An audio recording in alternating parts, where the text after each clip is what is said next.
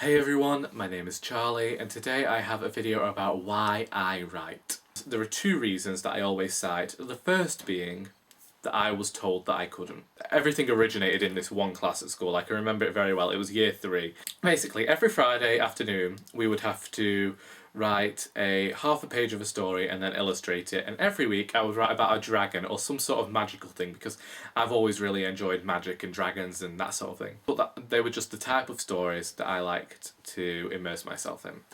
And one Friday I was informed that I couldn't write. Now, at the time, I imagine it was because I didn't know how to string a sentence together. At 7 years old, sentences confused me. I missed the first few months of reception whilst I was at school because I was born in July, so they wouldn't let me start until the January. And it did mess up because I missed quite a chunk of education. And so they'd already skipped over how to formulate sentences and stuff. And obviously, other children don't grasp it as quickly, but I really didn't grasp it. And I think I was 14 or 15. As part of a writing forum, and my friend Lindsay came and she quite rightly spoke to me and said, "We've told you about what you're doing wrong before and you aren't doing anything to change it." So I went to her and I informed her that I didn't actually have any idea about sentence structure, dialogue, any of that fun stuff, and I was 14 or 15 before Lindsay actually taught me where school had been teaching me wrong. But at 7 years old, I didn't know that, and at 7 years old I was told that I wasn't writing well and that my stories weren't stories that people wanted to hear. At least that's what I heard. That's how it ended up in my head. And I've always been the type of person that if you tell me I can't do something, I immediately have to try it. The next thing that happened was that was the year that Harry Potter had become big. It was the year that it was quite close to the year that the film was being brought out, so it was actually, this was probably a year later. I'd moved into a different year at school now. I hadn't yet seen the film, but J.K. Rowling did an interview on one television show, and I know it's on YouTube, so if I can find it I will link it down below. And I saw J.K. Rowling talk about how she hadn't had a lot of money, and I haven't. When I was younger we didn't have money.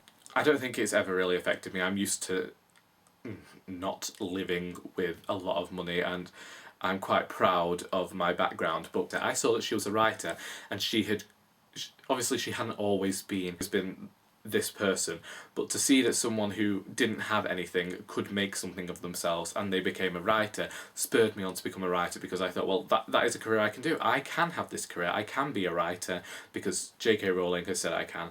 We were in this circle at school and they were going around saying what careers people were going to have when they were older, and I said I was going to be a writer, and it stuck with me.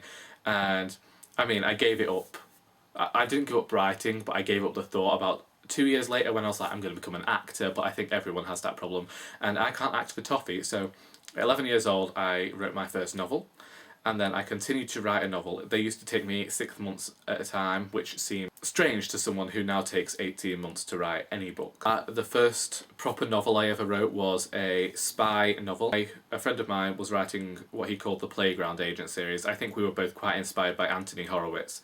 And so I decided that I would write my own spy novel, and then we'd come together and we'd write books with both of our sets of characters. And so I created this character of Adam Black, wrote loads of stories with him, then wrote this novel where he was years old. I stole the character names from video games, and I stole actual sex scenes from James Bond, like I lifted them out and put them into my novel. I didn't understand that was illegal at that point. And then it was probably a year or two later that I questioned why I was writing these spy novels, because I've always cared about magic, and magic has been my thing, so I went back to writing magic. I was having trouble thinking of anything to write with spies and things, so I went back to writing magic, and I wrote Juniper Brown, and that was what became The Soul That Rises, and that I eventually sent off to publishers. Didn't get anywhere and have since shelved the novel, but might keep some of the ideas for the future, I don't know. But that's why I always say that I'll go back to writing fantasy.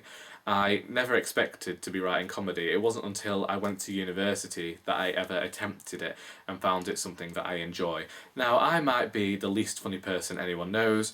People might not actually laugh at my jokes, but I laugh at my jokes, so I'm that guy. Writing to me isn't escapism. Writing to me is work, and at times it can be extremely fun and fulfilling, and at other times it can be the darkest, most depressive hole you've ever put yourself into, and you wonder whether you're ever going to escape. And that's just what writing is, and I feel like if you dedicate yourself to something, give it your all, and I do, with every fibre of my being, want to be a writer one day, want to be talking about my writing to people and sharing my writing with others. And I know I'm doing that with Doris, but I have a lot more stories to tell, and I quite look forward to them. Are you writing anything at the moment? I hope you enjoyed this video, and until next time, that is all.